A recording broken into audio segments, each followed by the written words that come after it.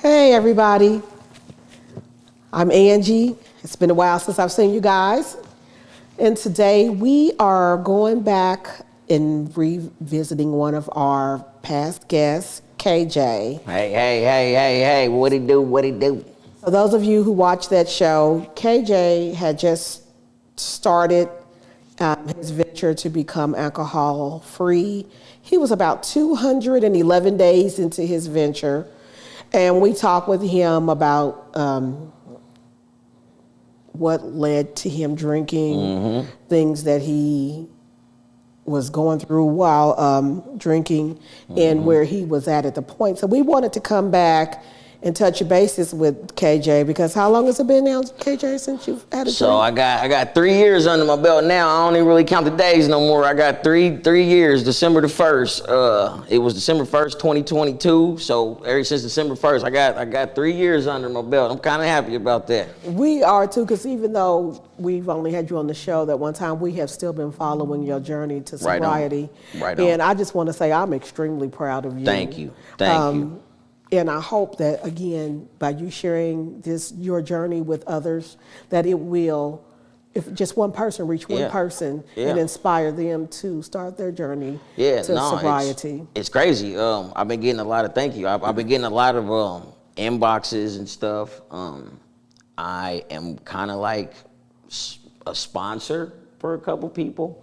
That's awesome. I mean, by accident, you know what I mean? People just really just been hitting me like, you know, in the DM, like, man, KJ, man, you know, what'd you do? You know, how'd you what? Boom, boom, boom, boom. And I've literally been kind of just telling people just, you know, one day at a time. Like when people say one day at a time, they don't understand the mechanics of that. One day at a time literally is one day at a time. You wake up, don't think, I never told my son, I never told nobody that I was gonna stop drinking forever. I told everybody that I wasn't gonna drink today. But I just so happened to say, not today, 3 years. You don't think about way down the line. Focus on your right now. Focus on your today. Focus on what you got in front of you right now. If you think too far ahead, that's where the anxiety comes in at. You got 24 hours in a day. Let's say you work 8 of them, you sleep 8 of them, you only really got 8 hours to play with. If you could just focus on something for that 8 hours, your 24 will be up. One day at a time.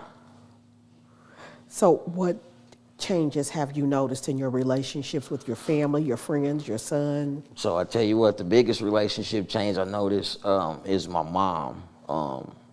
My mother, she never gave up on me per se, but she quit me for a minute.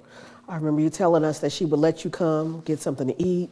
That's it. Take a little nap. And she might sit the food out on the motherfucking, I don't want to cuss my phone. She might sit the food out on the... And tell you, okay, KJ, and tell you, here you go. Here, wham, and boom. I know knowing your mother, I know that was hard for That's her your homie, because you know. she loves her children. Yeah, but I needed that though. Like,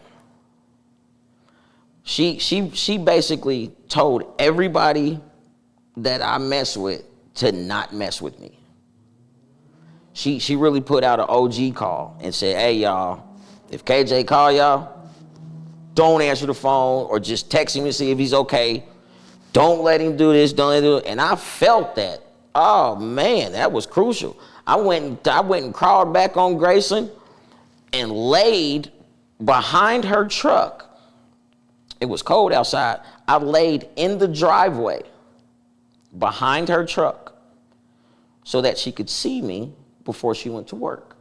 And I begged her and I pleaded with her and she let me in.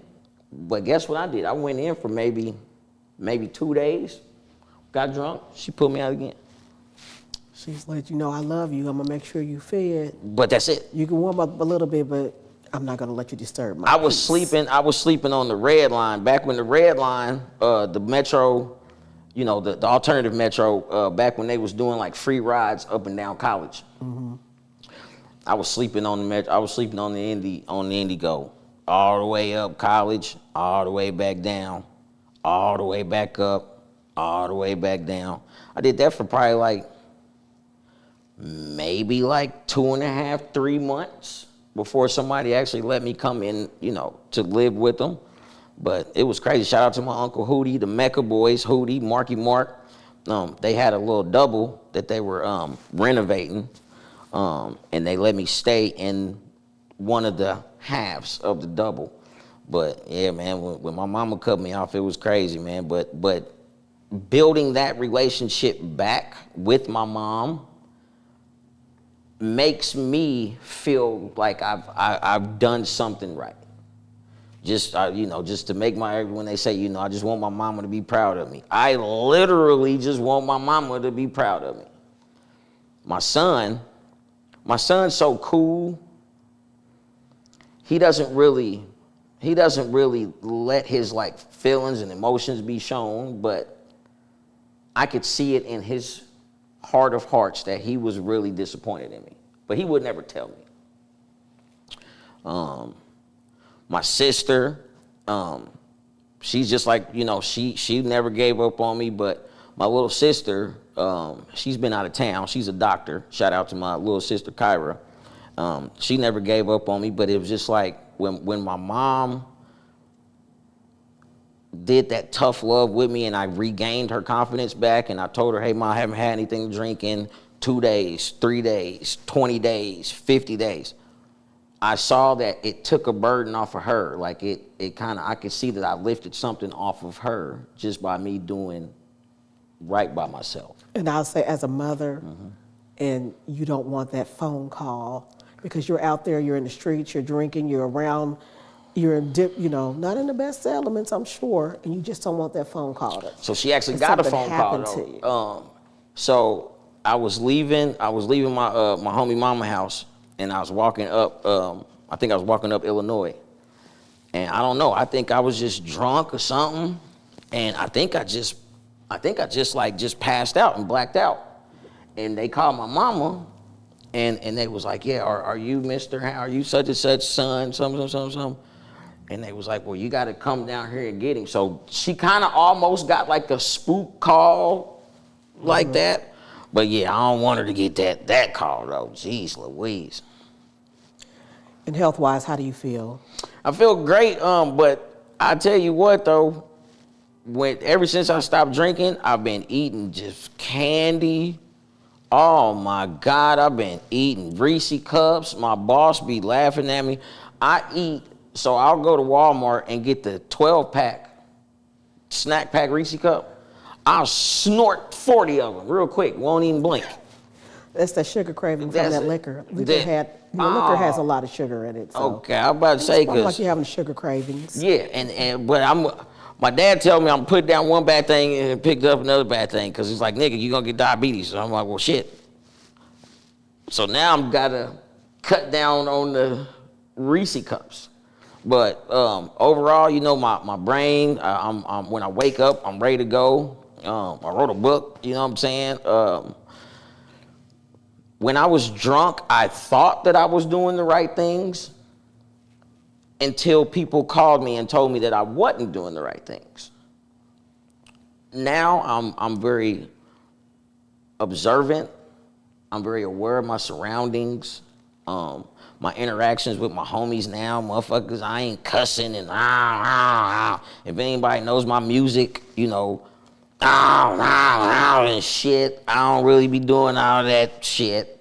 Because that whole Cactus Jack thing came from 100 proof vodka. That, cheap, the cheapest. I was drinking 100 proof Dark Eyes. If anybody knows anything about alcohol, that is what they call the rot gut. That's the cheapest of the cheap. You can get a fifth for about $5, $6. I was drinking a fifth of that every day for 13 years straight. Just thinking back on it now, I don't know how I ain't dead. But my little sister was like, she's a doctor, she said, KJ, if you didn't drink water how you drink water, you'd be dead. And I believe her. Okay, and you said you wrote a book, and tell us about that. Oh man, so I wrote a book. So the OK Review, my book. You good, baby?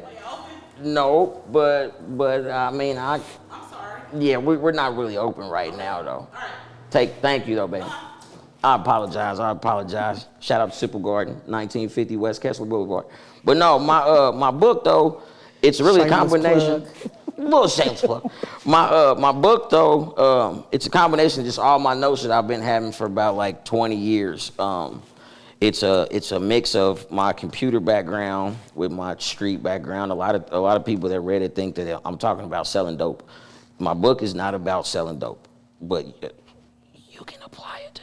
But what I'm talking about basically is how to navigate through whatever you got going on in a sequential manner. So basically it's like life is like a vending machine. Everybody want to get something out the vending machine. But what does it take to put in there to get what you want out? And what are the mechanics that the vending machine has to go through in order to process what you want to get you what you want to receive? And you know, it's a good read. It's on Amazon. The OK Review, Curtis Haskins. I'm real proud of it. I'm still doing music, but I'm really into writing books and computer programs now. Okay, that's awesome. And then you said you're still doing your music.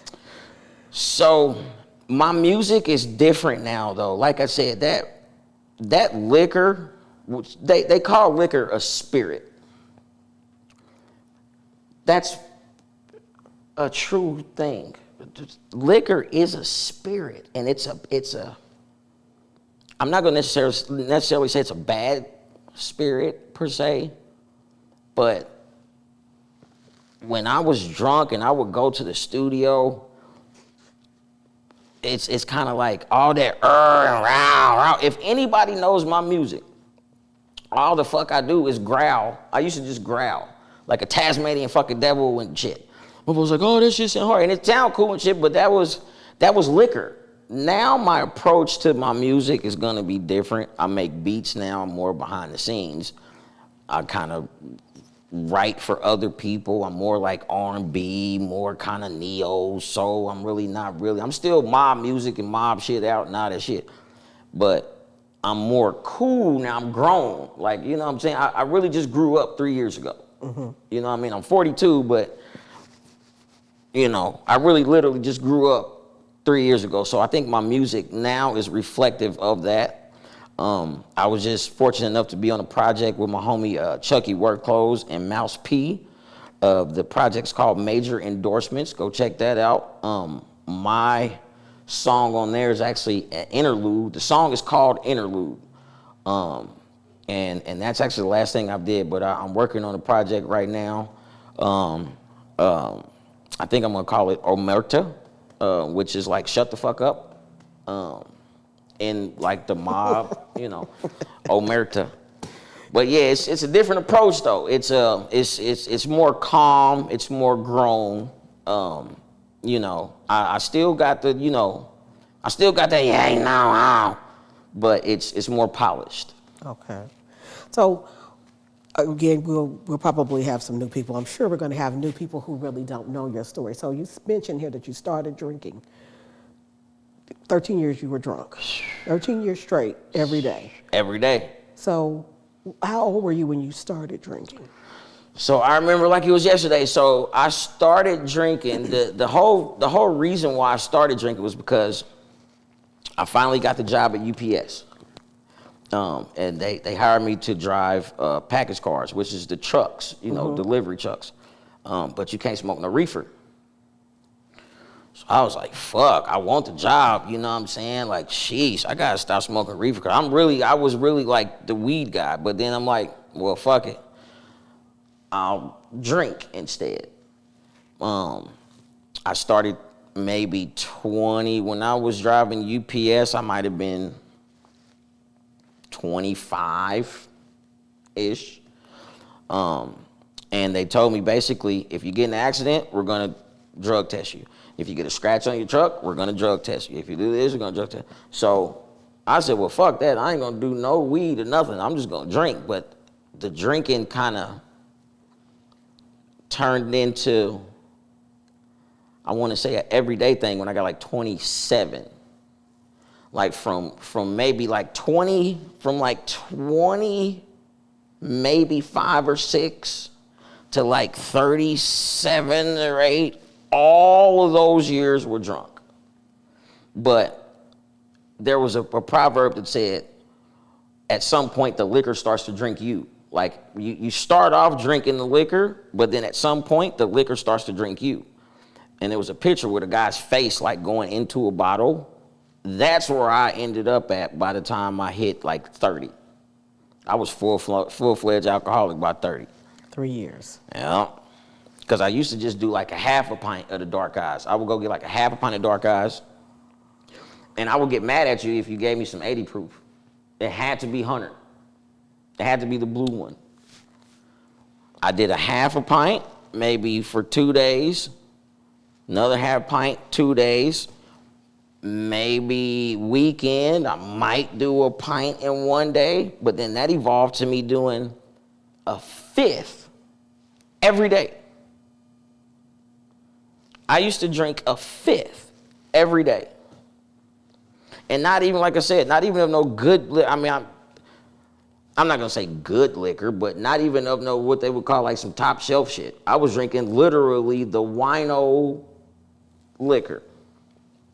Horrible. That shit's crazy. Just you by yourself. By myself. I didn't want to drink with nobody because for one, nobody wanted to drink what I was drinking. So I did, even if I probably wanted to share, probably wouldn't nobody even really want none because ain't nobody drinking those dark eyes, you know what I'm saying? But every day by myself. And we talked about, how the liquor affected your mother, your relationship with your mother. But what about yourself with your work? So here's the funny. Your personal life, your everyday life. Everyday life. So crazy thing. I went to work. So here's a crazy story. I went to work drunk. I got fired. My mom is a union steward, but she's a union steward for a whole nother union, right? But she's got so much pull that they let her come in and be my union steward. She got me my job back. Guess what I did the first day I went back to work? You did not go back to work drunk. Here's my hand to God. I went back to work drunk the first day. She should have kicked your ass. She did. The first day that I went back to work, that she spent time and spent energy and got my job back. Nobody gets their job back from stuff like that, especially us. You know what I'm saying? First day, I went back drunk.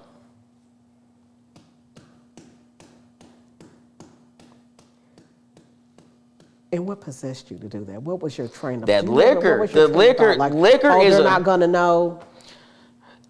That and just the fact that I'll be telling people like in order to do heroin, you got to know a motherfucker to sell heroin.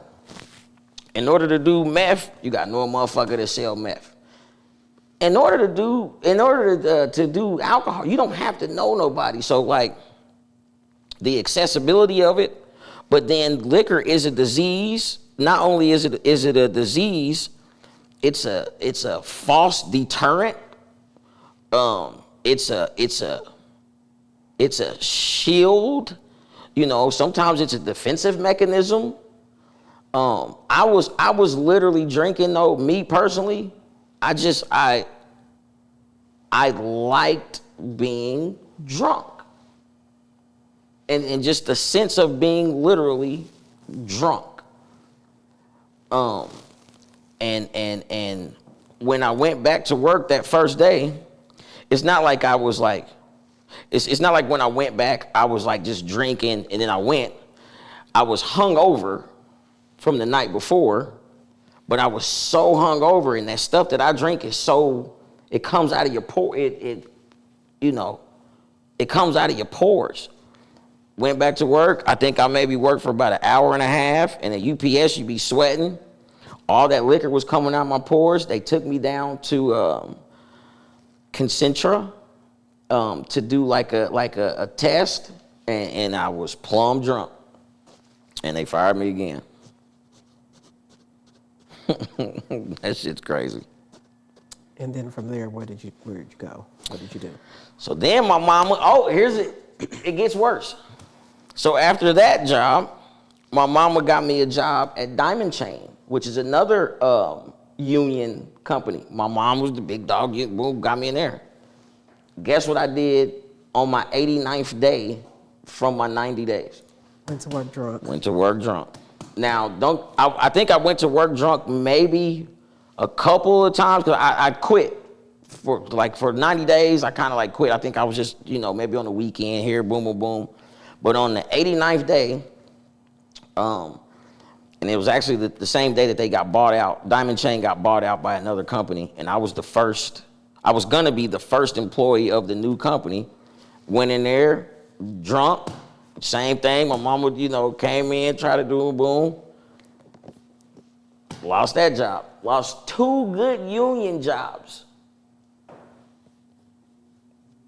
that my mom helped me get back. Shout out to my mama, man. She's a G, man. But then after that, I think everything happens for a reason because now I work here and I get paid to just be me. Like I get paid to interact with people. UPS is a great job. Diamond Chain is a great job. But I'm a firm believer in everything happens for a reason. So I'm not a coulda, woulda, shoulda person, but I'm not remorseful of the fact that I just don't like how it happened. I don't like it. If I would have lost a job and my mom ain't really had nothing to do with it and all that shit, because ultimately I made her look bad. She put up the fight for me and I go back drunk twice to 2 different jobs, 2 different union jobs.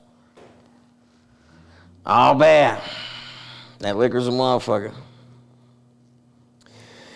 Yeah. And then here's the thing, like the Wolf of Wall Street at the beginning, where he was like, I do this to go up, this to go down, this to, like, the liquor was actually like the number 3 or 4 drug.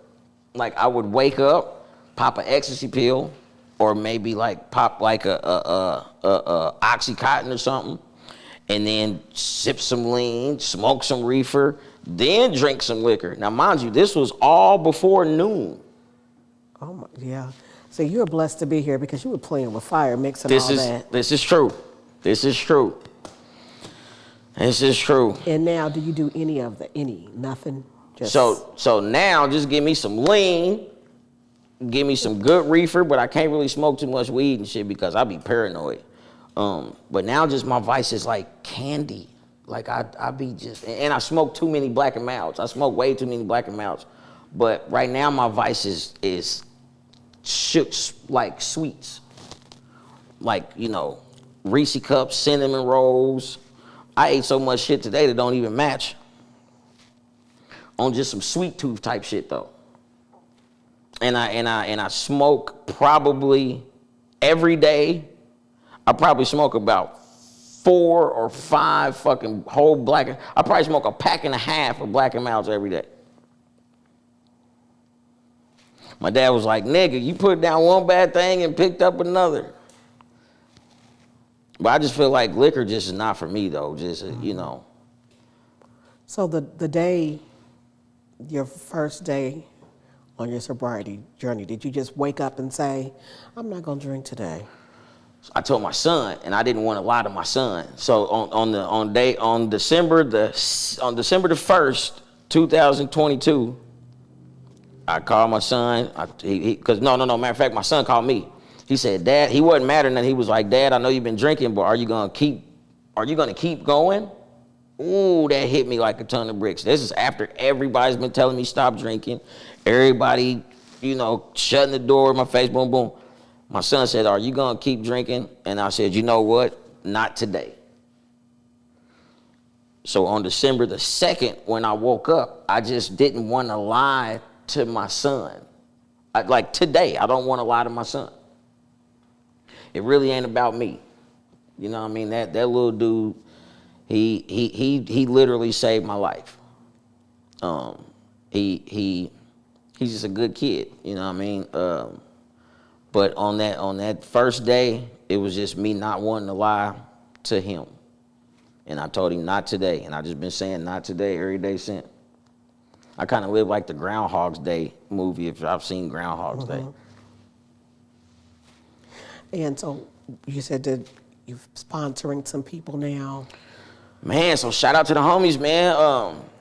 I got like maybe 10 people that religiously check in, and I chime in with them, and I check in and make sure, they be like, man, I got one homie, I buy him like sea moss, little remedy, little shots from my sister, Christy Love.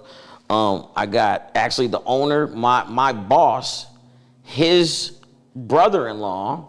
I'm his sponsor. He called me. I'm boom, boom, boom. We sit right here and talk all the time. Shout out to Paul. But nah, man, I got probably like 10 people, and this is by accident. I didn't I'm not gonna say I wanted to be a person who, somebody could rely on for not drinking, because shit, I'm a half a dope fiend, you know what I'm saying? But I have a testimony to tell, and I'm willing to share it with people that are actually willing to do the work themselves. I mean, there are a lot of people out there that are struggling with alcohol. I mean, I sit and I watch. Yeah, you work at this. I mean, I have watched customers working at a liquor store, and I've been there for 10 years. I have watched some of my customers go from boom to boom. Yes. Quick. And then I won't see them anymore. Yep. And then I'll run into them at the grocery store. Hey, where you been? Yep. I stopped drinking. Or I'll run into them and they're like, oh, I moved, and they look. I'm like, yeah, life is still dragging them down. Mm-hmm. And there's even, unfortunately, I've witnessed someone on Facebook that is struggling with different things. I tell you what, if y'all know anybody, y'all tell them, reach out to me.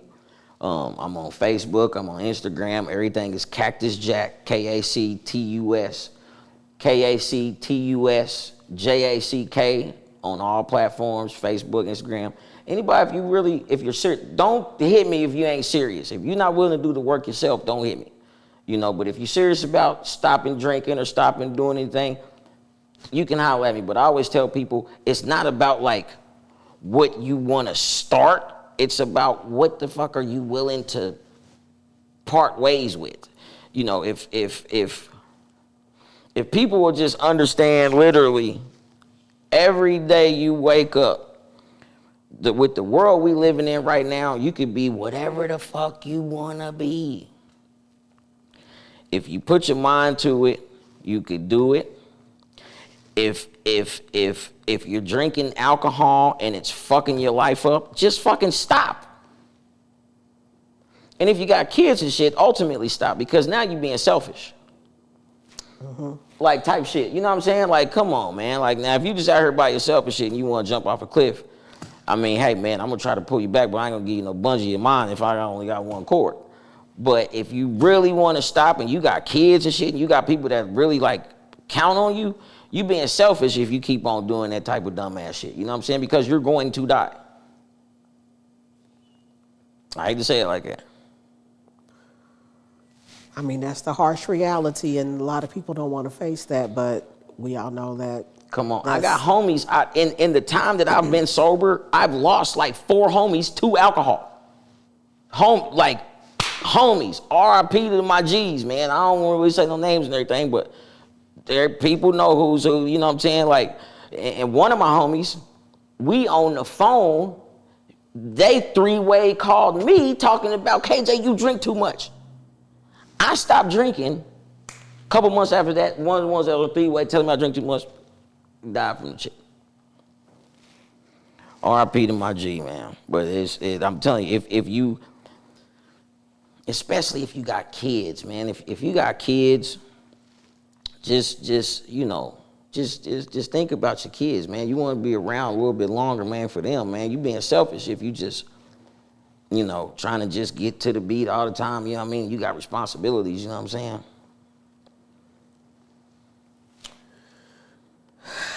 Shit's crazy. It's deep. It's deep. And this thing, it's a liquor store on every corner. It's a liquor store on every corner. Yep. That's what I be telling people. If you do heroin, you got to know somebody to sell boy. If you do meth, you gotta know somebody sell meth. If you are an alcoholic, you can literally take 4 quarters and go get some alcohol. And it's not even just the liquor store. You got to think about it. You can go to drugstore. You can go to You can go drugstore. to grocery store. Come on. You can go in the gas station. Come on. You can go to Old Charlie's. You can go sit down at a restaurant. There's liquor Come is on. always accessible. So what they call the barrier to entry, it's easy. Like, you know what I mean? But with that being said, if you really want to stop, just stop. Don't say I'm going to stop forever. Just say I'm not going to drink nothing today. And then see how you feel when you wake up in the morning and you didn't lie to yourself. Or you tell your son or your daughter that you're not going to drink today and you actually do it. See how you feel when you wake up and you didn't lie to your kids. It's a good feeling. Are you ever tempted to just... Not no liquor. No, I don't want, it ain't for me. And that's another thing. I can't just take a shot. Mm-hmm. I can't. So like, you know your limitations. Yeah, like if I drink a shot, I want the bottle. So it's kind of all or nothing with me. People like, KJ, man, you be cool if you do some VSOP, you feel me, dark, and just sip with a cigar. No. Because soon as that liquor hit my system, it's activated. Now it's all bad. I don't think that I could be a responsible social drinker. I actually know that I can't. But I go to clubs. I still be at the club and, out and everybody got liquor and everything. The craving is not there. Shout out to my mama. She was just like, she used to say, I wish that you could just get the taste of that shit out your mouth. I never knew what she was talking about. But I get it now. Like now, if I think about liquor, that taste, I don't want that. Like that's I don't even want no liquor. Yes, and your family has the club. Come on, I could go to the spot right now. And your mother's a bartender. Yeah, I just left. Shout out to the fountain. Y'all go to the fountain too. But true story, like I don't want no liquor because but see, I'm so real that here's the kicker though. I might drink tomorrow. But you want to know why I say that? Because tomorrow I'm not thinking about tomorrow.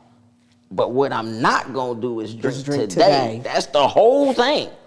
I'm so real, I'm saying I might drink tomorrow. I'll tell a whole bitch I might drink tomorrow. But I'm not worried about tomorrow. So I don't even think about that. It's just, I'm right here right now and I'm not drinking today. I like that. I never looked at it that way because now that I think about what you're saying, I think a lot of times we get so caught up and so focused on the future. Yeah. It stresses you out. Yeah.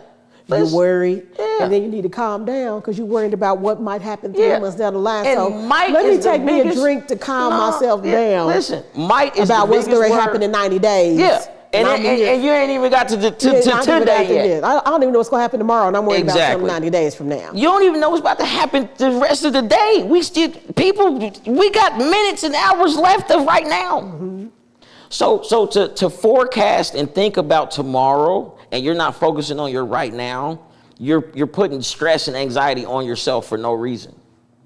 Because what they say, the best way to make God laugh is to make a plan, tomorrow I'm going to... No, focus on your right now. So when you get up in the morning, you say, hey, I'm not going to drink today. I told my son I'm not going to drink today. Mm-hmm. I say, so through the graces of God, if I wake up in the morning, or I'll say like this, when I woke up today, I told myself, remember what you told that boy. Remember what you motherfucker better mother. It's like my grandma. It's like I'm not doing it for me. I'm not doing nothing for me. That selfishness is not in me. That me, I'm about to get drunk. I'm about to do this. No. Shout out to my child's mother. That young child needs his father. I don't even need me. That young G needs his dad. But shout out to, if I had a poo-put ass baby mama, I'd be up shit creek. My son would probably be out here shooting motherfuckers and shit. So luckily, you know, when they say it takes a village, you know, I actually have a wonderful village. Because it ain't about me, it's about that young G. It's about him. So when I woke up today, I said, motherfucker, you remember what you goddamn told your son, nigga. And don't pussy out, nigga. Don't, nigga, hey. It's like my grandma was saying, hey, motherfucker, you better remember what the fuck you said. So, you know, I'm really just, you know, I'm trying to make sure that he's okay by me just taking care of myself and me being okay. And I know you say you're not doing it for yourself, you're doing it for your child, but I think you are doing it for yourself because you are extremely happy about the relationship that you have repaired with your mother, yeah, with your sister, yeah, with other friends and family members. So yeah, you did it for yourself as well. You did it for everybody. This is true. And like you said, your son got that village, got that support system. You got one too. And so I think just from talking with you, your goal was not only to make your son proud, but I think you wanted to make your village proud as well. And you have succeeded in doing so. You know what? I want to cry a little bit on the side. Go on and cry, black man. Cause on some real shit though, my mama. If anybody know me, man, I'm the epitome of what they call a mama's boy. Like that's all I got. You feel me? Like my whole family dead. You feel me? Like when people be going to like barbecues and shit. I mean, we got family, but like it's really just me, my mama, my little sister, and my son. That's all I got. But really on some G shit, it's just me and my mama. So my village is really 88% hubble bubble.